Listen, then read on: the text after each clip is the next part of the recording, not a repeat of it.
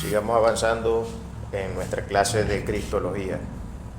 Ya esta es, creo, si mal no recuerdo, la tercera o cuarta clase más o menos. Por allí vamos en lo que ha venido siendo el recorrido sobre este importantísimo estudio sobre la Cristología, donde la pretensión es conocer a Cristo y no conocerlo de una forma gnóstica, de una forma donde nuestros presupuestos personales y las cosas que podamos arrastrar de enseñanzas no ortodoxas nos pueden decir acerca de él, sino que la idea es buscar a Cristo en las Escrituras y presentarlo justamente en la medida que las Escrituras presentan a nuestro Señor.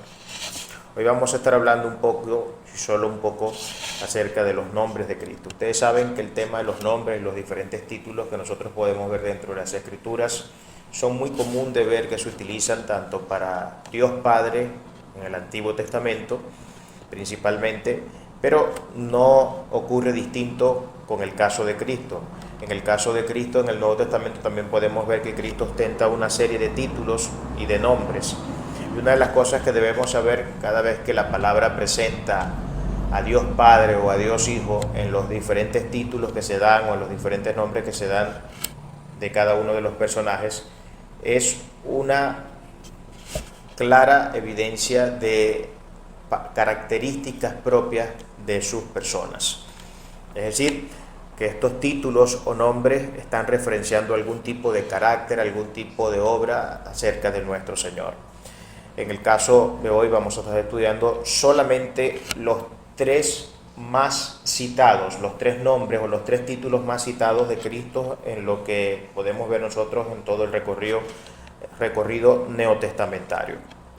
Entonces vamos a estar viendo un poco sobre esos títulos y como ya les dije, los títulos tienen que ver con esas características propias que cada uno anuncia, emite o expone acerca de la persona de Cristo. En este caso, ¿no? En el Antiguo Testamento tenemos muchos títulos para el Padre. Al Padre se le llama Adonai, se le llama Adón, se le llama, también se le llama Jehová de los ejércitos, Jehová, Yahvé. Hay tantos nombres, ¿no? Hay tantas formas de llamar, el Shaddai, el Rafa, el Nisi, el Sebaot. Hay muchos títulos que se le dan a Dios. Y cada uno de esos títulos es una apelación a características distintivas que podemos ver en la persona de Dios. Y por supuesto, con el tema del nombre, ¿no? Una cosa que se ha discutido mucho en la historia y que sobre todo es muy citado y es muy tomado en consideración en estas, digamos, bueno, me voy a decir por qué no tengo que decirlo. A mí me parece que son sectas realmente porque cumplen con los requisitos de sectas, con los requisitos esenciales, como por ejemplo el judaísmo mesiánico y estos movimientos de raíces hebreas. Y digo que son sectas porque estas personas, además de ser muy heterodoxas en muchos aspectos de las Sagradas Escrituras, quieren exaltar lo que ya no se está exaltando y lo que Cristo dijo que ya no debería ser exaltado. Tienen casi como especie de un Dios el tema del Shabbat, de las festividades y todo este tema, los libros de textos que son propios del mesianismo, del judaísmo, terminan siendo casi tan importantes, en algunos casos incluso hasta más importantes que las Sagradas Escrituras. Y para que no crean que esto es mentira, estuve viendo en estos días, creo que fue ayer, si mal no recuerdo, ayer o antier, el testimonio de un judío que se convirtió al cristianismo gracias a la hija.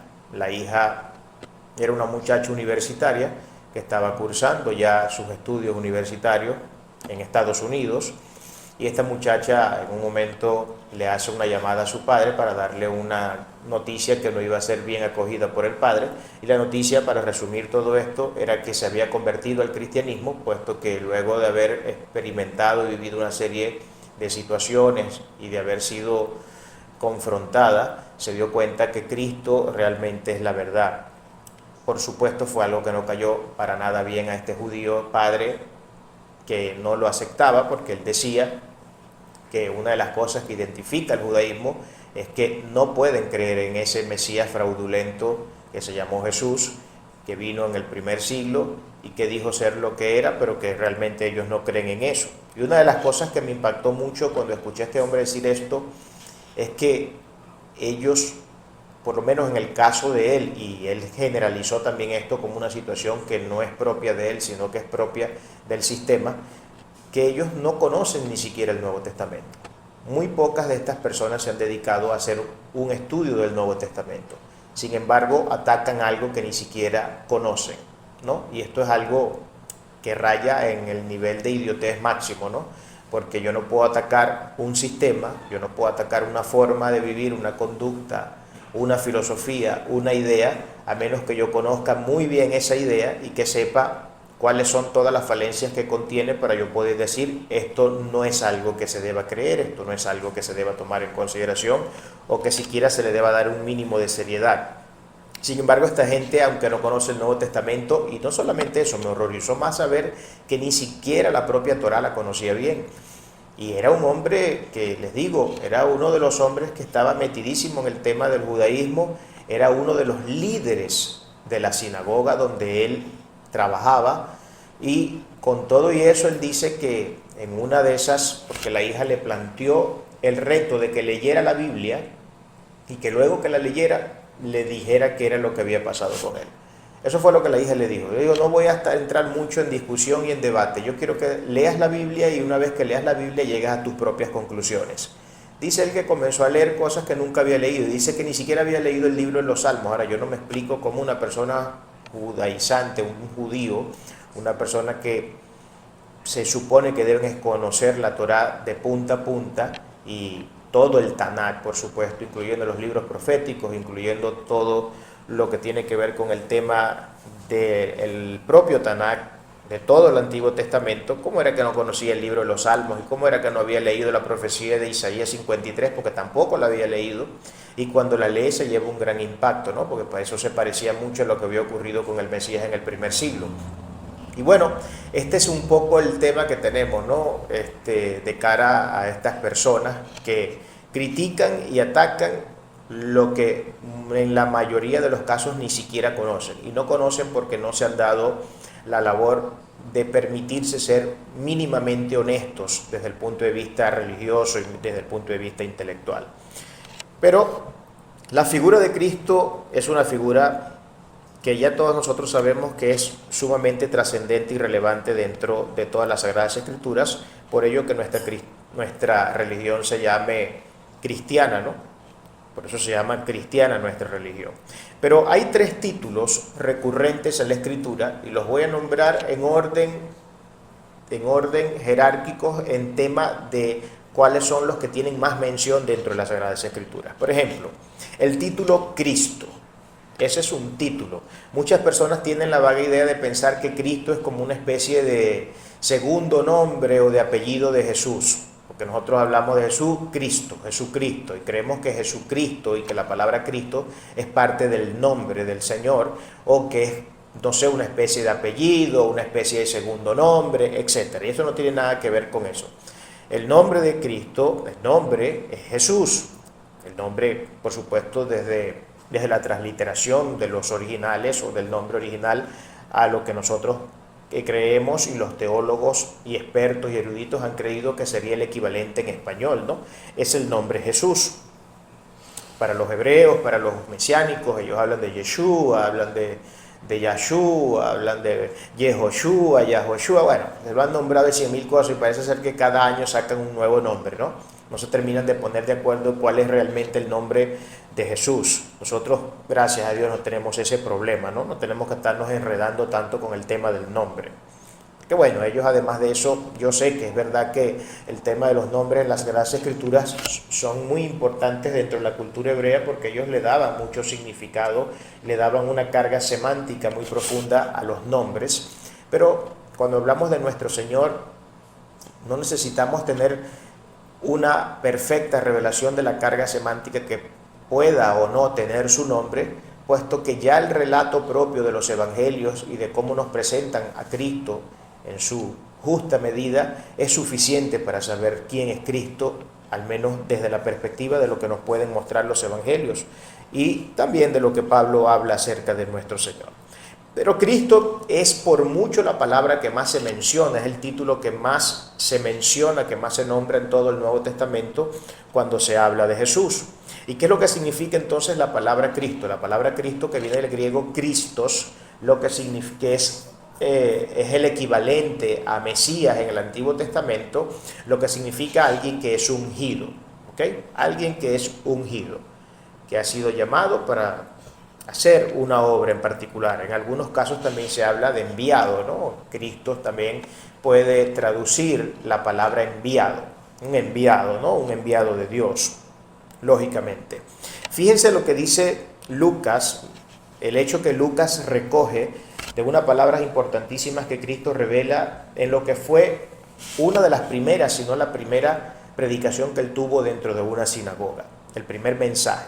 Dice Lucas 4, del 18 al 19, el Espíritu del Señor está sobre mí, por cuanto me ha ungido para dar buenas nuevas a los pobres. Me ha enviado a salvar a los quebrantados de corazón, a pregonar libertad a los cautivos y vista a los ciegos, a poner en libertad a los oprimidos, a predicar el año agradable del Señor. Y cuando él termina esta profecía, dice, esta palabra se ha cumplido hoy delante de vosotros, diciendo con ello que esas palabras justamente habían estado apuntando hacia él como persona y que en ese mismo momento se estaban cumpliendo proféticamente en la persona de Cristo, por lo que levantó, como no podía ser distinto, un polvorino y se crea una dicotomía, ¿no?, entre aquellos que decidieron creer que realmente esa profecía estaba teniendo un cumplimiento exacto en ese momento que Cristo la leía, y otros que por supuesto se fueron creyendo que Cristo era una especie de blasfema, de hereje, que estaba autoproclamándose ser el Mesías y ser el Hijo de Dios y todas estas cosas. Pero aquí es claro, según la profecía, como nos dice, que él ha sido el ungido, el Espíritu del Señor está sobre mí. Lo ungió, el Espíritu de Dios, por eso que decimos que la palabra Cristo significa ungido, por cuanto me ha ungido para dar buenas nuevas a los pobres. Entonces es el ungido de Dios y esas palabras vinieron propiamente de nuestro Señor. Esto no es una noción fabricada por sus seguidores, esto no es una noción fabricada por sus discípulos, por sus apóstoles, esto es algo que él mismo de forma personal decide revelar en ese momento que está anunciando la palabra de Dios dentro de la sinagoga. Y este es entonces por mucho el título más importante que nosotros podemos ver, no tanto el más importante, sino el que tiene más frecuencia, el que se revela con más frecuencia cuando se habla de la persona de nuestro Señor Jesucristo. En un sentido, para ser el Mesías, Jesús tenía que ser el pastor, tenía que ser el rey, el cordero y siervo sufriente, todo según la profecía de Isaías. Lógicamente tenía que cumplir todas las profecías que habían sido anunciadas sobre él en los escritos veterotestamentarios, y por supuesto Isaías, que fue uno de los que más escribió sobre Cristo, y que podemos ver esa hermosa lienzo que él nos presenta, un cuadro perfecto, una imagen perfecta de lo que iba a ser el siervo sufriente en Isaías 53, son imágenes que son imposibles de borrar de la Escritura y que por supuesto meten muchos problemas a los judíos, ¿no?, a los judíos no creyentes en el Señor, porque entienden ellos mismos, cuando han sido mínimamente honestos, que eso se parece mucho al Mesías que se crucificó en el primer siglo. Entonces, claro, comienzan a darle vuelta al asunto y lejos de una exégesis van a una eisegesis, comienzan a forzar el texto, a poner cosas que el texto no dice y suplantan la imagen del Mesías con la imagen de Israel, que es lo que de manera muy comúnmente ellos suelen hacer. El segundo término que en materia y en relación de frecuencia se menciona mucho del Señor, del Mesías, es la palabra justamente Señor. Ese es el segundo título que más se utiliza cuando hablamos del Mesías en el Nuevo Testamento. Señor. Los ciudadanos romanos tenían que recitar públicamente las palabras César Kyrios. César es Señor. Los primeros cristianos estaban profundamente comprometidos al mandato que habían recibido de Cristo y de los apóstoles de ser obedientes a los magistrados civiles. Esto fue algo que Cristo siempre enseñó, ser obediente a los magistrados civiles. Por eso también se escribe en la Biblia, en el Nuevo Testamento, que nosotros tenemos que orar por los que están en eminencia, por los gobernantes y por todas las personas, porque esto le parece bien a Dios y para que tengamos reposos. Eran cuidadosos en el pago de sus impuestos y obedecían las leyes del Estado. Pero una cosa que no hacían era darle al César el honor que le acompañaba al título Señor. Los cristianos, una de las razones por las que César aversaba tanto al cristianismo del primer siglo, era una de las razones por las cuales él odiaba y quería rotundamente desaparecer al pueblo cristiano, era porque no era tanto el tema, porque acuérdense que Roma, como buen sistema politeísta que era, ellos no tenían problema con que cada quien tuviera la preferencia en su Dios. El problema era cuando a César, quien se creía una especie de figura divina o semidivina, no se le daba el título de Señor, el cual él esperaba que todo el mundo le diera. Él quería que todo el mundo le diera el título de Señor. Pero ya vamos a ver a qué título de Señor se refiere, porque hay tres formas de entender Señor dentro del contexto del griego Kyrios. Y vamos a ver un poco sobre eso. Los cristianos siempre se rebelaron. Ustedes saben que el cristianismo del primer siglo le llamaban ateos a los cristianos del primer siglo. Y la razón por la que les decían ateos era porque ellos no llamaban Señor a César y porque se negaban también al politeísmo de la Roma imperial. Como se negaban al politeísmo de la Roma imperial, politeísmo es la creencia en muchos dioses, no creer que hay un solo Dios, sino que hay muchos dioses. Como ellos se negaban a esa idea y se negaban además a atribuirle el título Señor a César, ellos eran acusados por ser ateos, es decir, personas que no creían en Dios cuando era justamente lo contrario. Ellos a quien sí llamaban Señor era Jesucristo. Y por eso las persecuciones, ¿no? En parte el tema de las persecuciones y de todo el desastre que nosotros vemos que se ejecutó en el primer siglo de cara al cristianismo, tenía que ver un poco con este tema, ¿no? Eran las acusaciones que en parte ellos recibían, porque no era la única, lógicamente, pero como estamos en este tema, referenciamos justamente lo que pasaba de cara al Imperio Romano con los cristianos y cómo era la forma en que el Imperio Romano interpretaba a los cristianos, y la forma en que ellos lo interpretaban eran justamente que eran unos ateos.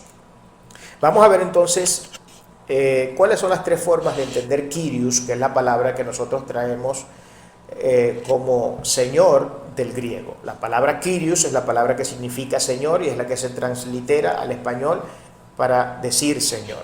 Hay tres usos comunes y claros dentro del Nuevo Testamento cuando la palabra Kyrios se utiliza. Hay una primera forma de utilizar Kyrios que tiene que ver simplemente con una forma de presentar respeto ante alguien. Como nosotros, cuando llamamos a una persona que es mayor que nosotros, le decimos Señor porque tiene más años que nosotros, porque tiene más caras que nosotros. Es una manera simplemente de presentar un respeto, ¿no? De presentar una cortesía ante las personas que ya tienen cierta avanzada edad. Las llamamos Señor, una forma de presentar educadamente a esa persona, de llamar educadamente, cortésmente y considerablemente a esa persona. Las llamábamos Señor. Ese era un título, que esa era una de las formas de entender el título Kyrios. Simplemente un gesto de cortesía que utilizamos todos nosotros cuando tenemos un mínimo de educación, porque hoy lamentablemente tenemos a una generación que es muy igualada, ¿no? Los muchachos de hoy ya ni por aproximación se les pasa por la cabeza llamar de usted, hablar de usted cuando se refieren a personas que son mayores, ni mucho menos les llaman Señor, sino que son unos igualados, ¿no? Pareciera que fueran muchachitos que estuvieran jugando metras con ellos y de repente los quinceañeros de hoy, a los señores de 60, 70 y 80 años, les hablan como si estuvieran hablando con el otro amiguito de 15 años, ¿no? Se ha perdido por completo el respeto en la generación de hoy. Eso es lamentable, pero es uno de los problemas que ha tenido que afrontar la cultura actual.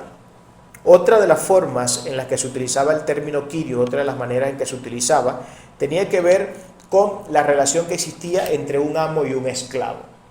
Ustedes saben que en los tiempos del primer siglo, y por supuesto de mucho antes de los tiempos del primer siglo, y eso fue algo que siguió sucediendo en la historia hasta cierto punto, los amos, que eran los hombres ricos, la élite de su momento histórico, tenían el poder de comprar esclavos.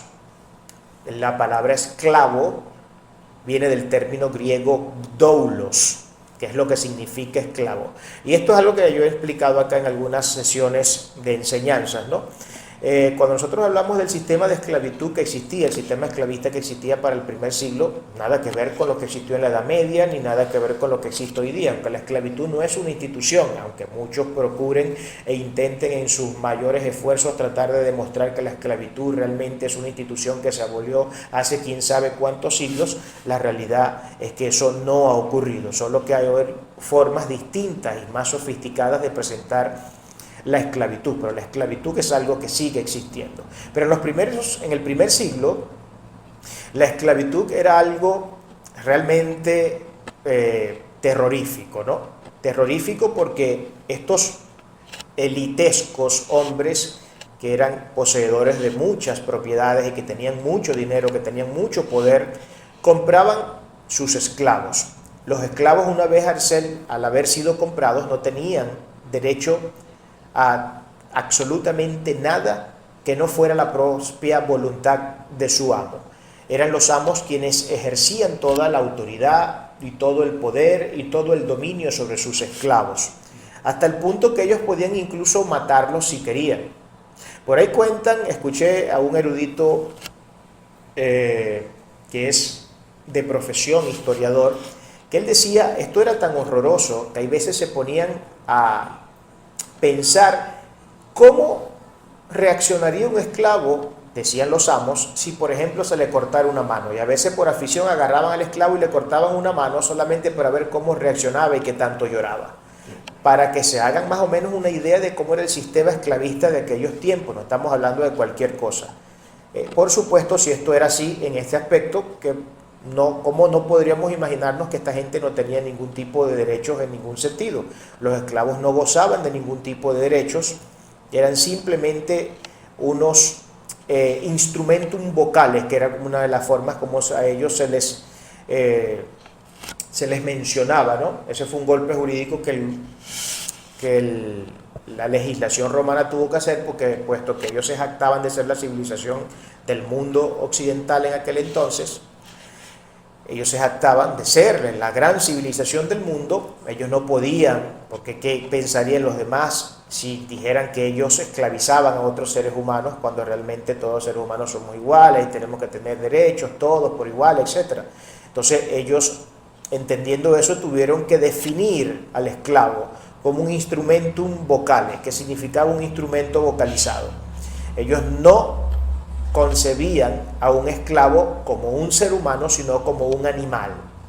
Entonces ellos decían, como un animal, no, perdón, como un instrumento, como una herramienta de trabajo.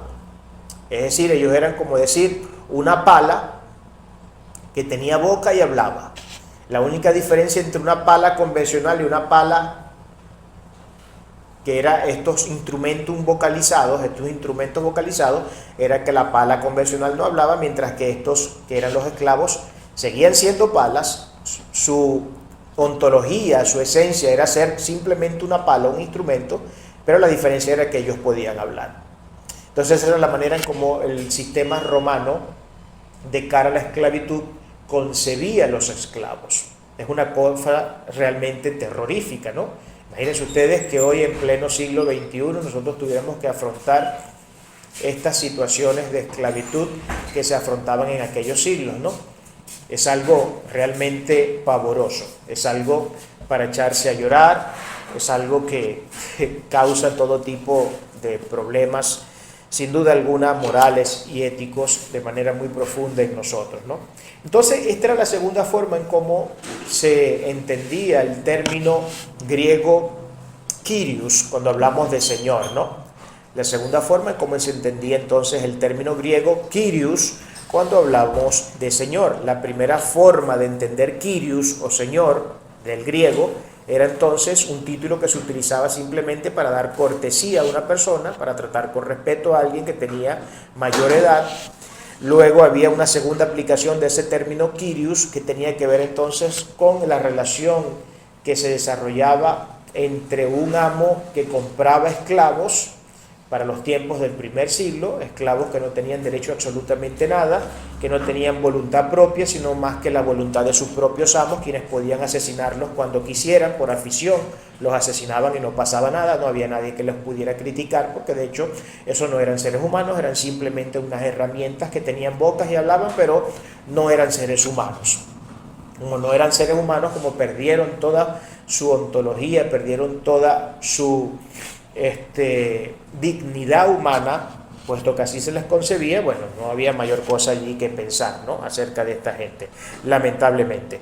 La tercera forma en que se utiliza el término Kyrios en el griego, vuelvo a repetir, Kyrios es la palabra que significa Señor, porque estamos estudiando los títulos y los diferentes nombres que se le asignan a Cristo en el Nuevo Testamento. Vimos que el primer nombre que se le asigna a Cristo es la palabra Cristo, que muchos confunden Cristo como especie de un segundo nombre o como especie de un apellido de Jesús, porque decimos Jesucristo, pero el nombre de Jesús es Jesús. Cristo es un título que significa simplemente alguien que ha sido ungido, alguien que ha sido enviado. Y luego tenemos la palabra Señor, que en términos de recurrencia es el segundo título que más se menciona en el Nuevo Testamento de cara al Señor Jesucristo, que es la palabra Señor. Esta palabra Señor, hemos venido diciendo que tiene tres significados. El primero es el Señor en un sentido de simplemente cortesía y respeto. Cuando nosotros tratamos a alguien que es de mayor edad que nosotros, le hablamos de Señor. La segunda forma de ver eso era la relación amo y esclavo del primer siglo, donde los hombres adinerados y acaudalados y la élite del momento podía comprar esclavos y hacer con ellos lo que mejor le pareciera. Pero hay una tercera forma de entender el título Señor, Kyrios, que es el uso imperial, que era el que el César se autoatribuía y era por el cual él quería ser llamado. A lo que los cristianos se negaron, porque ellos entendían que este título solamente podía asignársele al Mesías.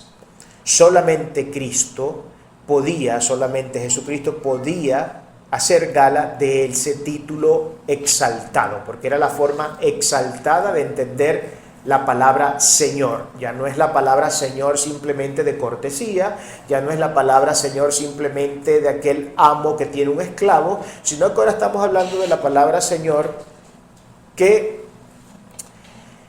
es el Señor exaltado, el grande, el emperador, el que se negaron los cristianos del primer siglo a darle al César, porque el César, el problema que tenía con los cristianos era que los cristianos nunca le llamaron Señor. No le llamaron Señor en ese sentido, que él quería recibir el título porque entendían que el único Señor era Jesucristo, y por eso el Imperio Romano acusaba a los cristianos de ateos porque no adoraban a sus dioses y porque tampoco adoraban al César. Entonces ellos eran unos ateos, y de allí pues que se justificara todo tipo de sacrilegio y de todo tipo de malignidades y de persecuciones que se desataban contra el cristianismo del primer siglo, porque estos eran unos ateos a quienes había que erradicar porque no creían en Dios y eran gente indeseable dentro de la sociedad. El tercer título que recibe Cristo con mayor frecuencia dentro del Nuevo Testamento es la palabra el Hijo del Hombre. El Hijo del Hombre. Ese es el tercer título. Curiosamente, este título era el que se autoadjudicaba a Cristo. Cuando Cristo se refería a sí mismo, y esto sale 82 veces aproximadamente, son las veces que se menciona el término el Hijo del Hombre en el Nuevo Testamento, el más del 90% de las veces que este título se utiliza es por el propio Señor Jesucristo. Él prácticamente se identificaba como el Hijo del Hombre. Esa era la manera como Cristo se identificaba, como el Hijo del Hombre. Solamente tres de las menciones del Hijo del Hombre eran referenciadas por otras personas que no tenían que ver con Cristo. Solamente en tres casos. Pero el resto de los casos era Cristo mismo quien se refería así como el Hijo del Hombre. Ahora, con el tema del Hijo del Hombre hay una confusión muy grande con las personas que de repente no están muy familiarizadas con el tema de los estudios teológicos o que no han indagado de manera profunda en las Escrituras o no saben contextualizar el tema. Y por lo general nosotros tenemos la noción de que el Hijo del Hombre significa, o era la forma de Cristo, referirse con humildad hacia su propia persona, con humildad hacia Él mismo. Creemos que el Hijo del Hombre era una forma de Cristo simplemente referenciar su naturaleza humana y decir que no era distinto al resto y que era igual al resto y que si es posible hasta menor que los demás. Y estamos completamente equivocados cuando pensamos de esa forma, porque de hecho no existe mucha diferencia entre decir Hijo de Dios y decir Hijo del Hombre. De hecho, el título más exaltado que nosotros podemos encontrar en las Sagradas Escrituras de cara a nuestro Señor Jesucristo, y ya lo vamos a ver por qué, es el Hijo del Hombre. El Hijo del Hombre era una referencia más bien no a la humanidad de Cristo, simplemente, aunque también referenciaba parte de la humanidad de Cristo, sino de la divinidad de Cristo, del ser como Dios. Si usted recuerda, hay una visión que Daniel tiene, donde ve a Dios en las cámaras celestiales, y ve a Dios llegar a un cordero al cual le llama el Hijo del Hombre. Y esta es una presentación y una revelación que Daniel está teniendo del Señor Jesucristo en el cielo. Y en el cielo se le llamaba el Hijo del Hombre. Por lo que esa figura y ese título es un título que se gesta en el propio Cristo celestial. Por lo que la referencia al Hijo del Hombre no es una referencia a Cristo en una, digamos, en un sentido de humildad, donde Él simplemente quiere referenciar únicamente su parte humana, sino que es toda una expresión de la divinidad de nuestro Señor Jesucristo. Es toda una expresión de la divinidad, de que Él es Dios, de que es Dios todopoderoso, de que Él no es un simple ángel como algunos identifican en algunas formas de concebir la religión, de que Él no es un simple profeta, de que Él no es un simple hombre, de que Cristo es Dios encarnado, de que es Dios absolutamente Dios. Por eso que la referencia al Hijo del Hombre es una referencia de la divinidad de Cristo también. No es simplemente una referencia de su humanidad, sino que es una referencia de su divinidad. Algunos ven entonces en esta designación una expresión de humildad de Jesús. Pero eso no es exacto. En la visión de Daniel, que es lo que les acabo de decir, de las alas internas de la corte celestial, Dios aparece en el trono de juicio como el anciano de días y recibe en su presencia a uno que es como un hijo de hombre que viene a Dios sobre las nubes de gloria y que recibe la autoridad de juzgar al mundo. Eso lo podemos ver nosotros en Daniel 7, 13 y 14. En el uso que el Nuevo Testamento le da a este título, el Hijo del Hombre es una persona celestial que desciende a la tierra y representa nada menos que la autoridad de Dios. Entonces, esa mención, ese título del Hijo del Hombre es una figura celestial de Cristo, es una figura divina de Cristo, no es simplemente una figura humana de Cristo. Ya todos nosotros sabemos que en el 451, en el Concilio de Calcedonia, se define la naturaleza dual de Cristo de cara a unas herejías que se habían presentado en ese siglo, en el siglo V. Dos herejías particulares que se presentaron en el siglo V fueron el nestorianismo y el monofisismo, que eran herejías que se presentaban dentro del entendimiento cristológico que estas facciones tenían, ¿no? Entonces, por ejemplo, uno decía que no era Dios ni 100% hombre ni 100% Dios, sino que era una especie de mezcla. Eso era lo que pensaban los monofisistas, que la palabra monofisista viene de una sola naturaleza. Y estaba el nestorianismo, que el nestorianismo también era una desformación y una desfiguración también de la imagen de Cristo, de la imagen cristológica, por lo que se tuvo que levantar el Concilio de Calcedonia en el 451 para definir la naturaleza dual de Cristo. Y ahí es donde se dice, ahí es donde se formula la idea, por lo que nosotros podemos ver en las Sagradas Escrituras, de que Cristo es 100% hombre, pero también es 100% Dios, que tiene esas dos naturalezas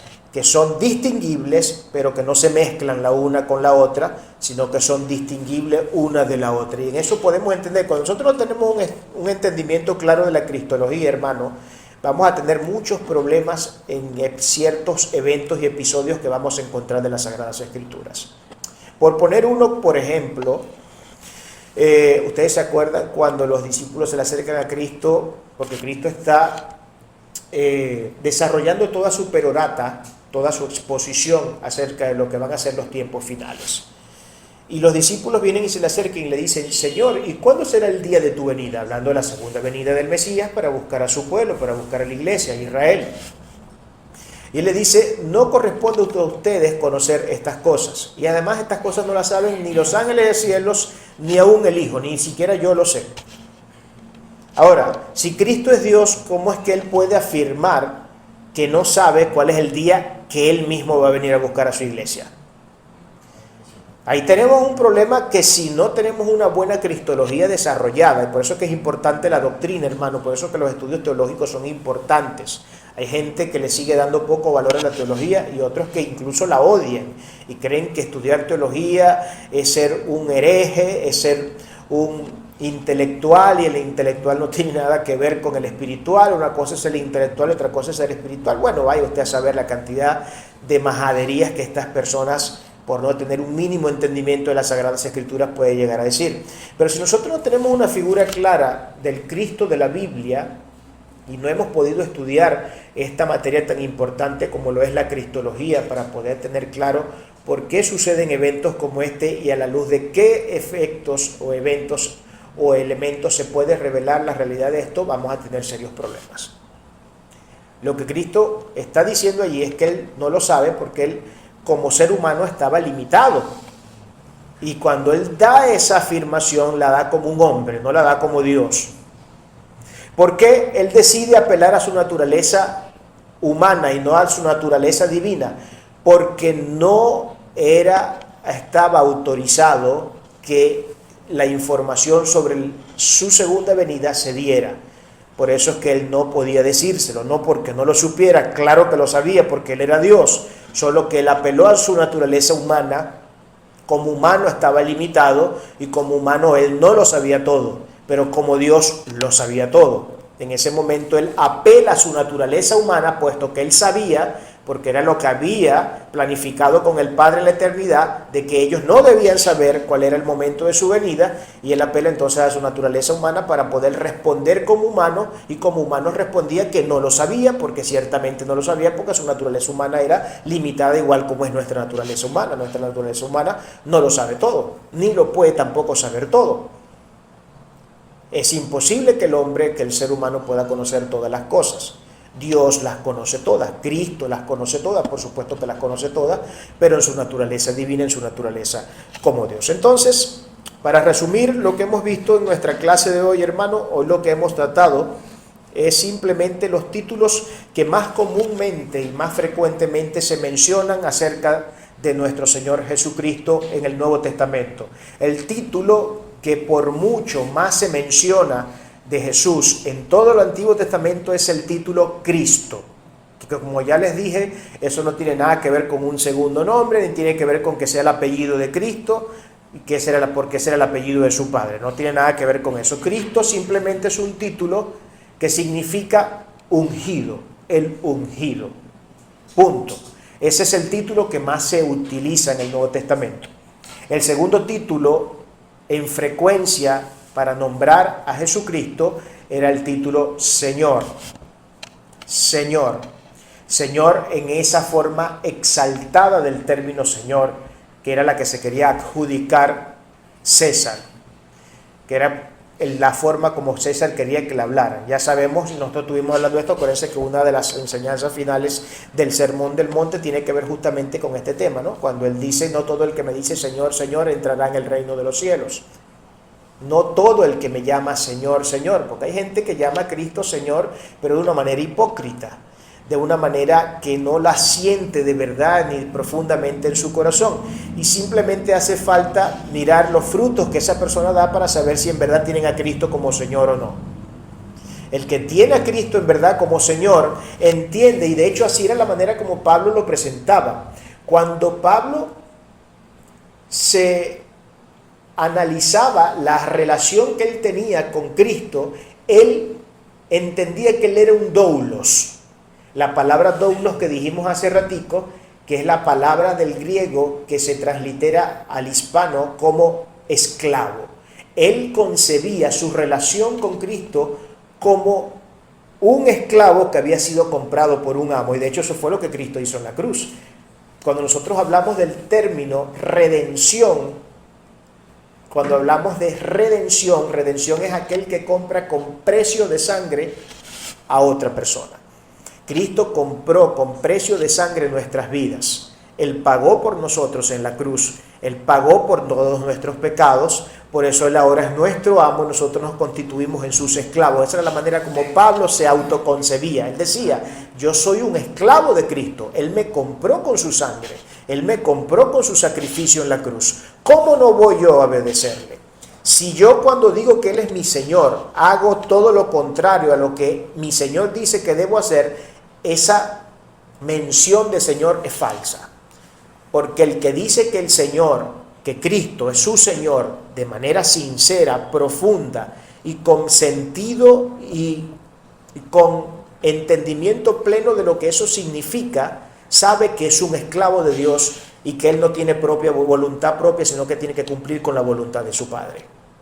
Y claro, la voluntad de su Padre no es que nosotros nos muramos, no es que nosotros seamos unos muertos de hambre. La voluntad de nuestro Padre no es que nosotros no crezcamos, no es que nosotros no seamos exitosos. Todo lo contrario. El Señor quiere mucho más que nosotros mismos que seamos exitosos, que crezcamos, que tengamos buena vida, que tengamos una vida holgada, que tengamos una buena familia, que tengamos buenas relaciones. Esa es la voluntad de Dios. Y Él tiene más interés que nosotros mismos en esas cosas. Y todo lo que Él hace y las decisiones que Él toma, por difíciles que a veces puedan padecernos, son para forjar nuestro carácter. Es importante tener esto presente. Y la tercera forma, o el tercer título en términos de frecuencia que más se utiliza, entonces es el título del Hijo del Hombre, que quien lo utiliza en el 95% de los casos es el propio Cristo para autoidentificarse. Esa es la identidad que Él se daba. De tal suerte que esto no es una fabricación que hicieron sus discípulos acerca de Cristo, porque usted podrá ver que algunas personas que son enemigas de la fe cristiana dicen, no, es que la imagen que la Biblia presenta sobre Cristo es una imagen que fabricaron los apóstoles, que fabricaron la gente que le seguía.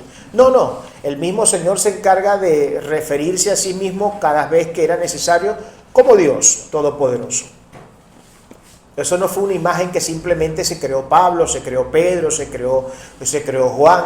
No, el mismo Cristo se encarga en muchos eventos y a través de algunas obras que hizo y de algunas menciones hizo saber que Él era Dios. Por supuesto, Él no vino a revelarle al mundo que Él era Dios plenamente, porque Él vino en una misión de siervo sufriente. Y como siervo sufriente debía aceptarlo la humanidad, y como siervo sufriente debía recibirlo, y como siervo sufriente debían amarlo. Pero ya no vendrá en su segunda venida como siervo sufriente, sino como el juez que tiene una báscula en su mano y que viene a juzgar a todas las naciones que han decidido rechazarle. El juez supremo, el Dios todopoderoso, quien ya tendrá que juzgar todas las cosas, y ese es al que le llamamos en la Biblia, o al que se le llama en la Biblia el gran día del Señor, que será el gran día del juicio, el día de su manifestación, pero que a la vez también será el gran día del juicio que la humanidad va a presenciar, donde simplemente separará el trigo de la cizaña y a cada quien le dará lo que merece.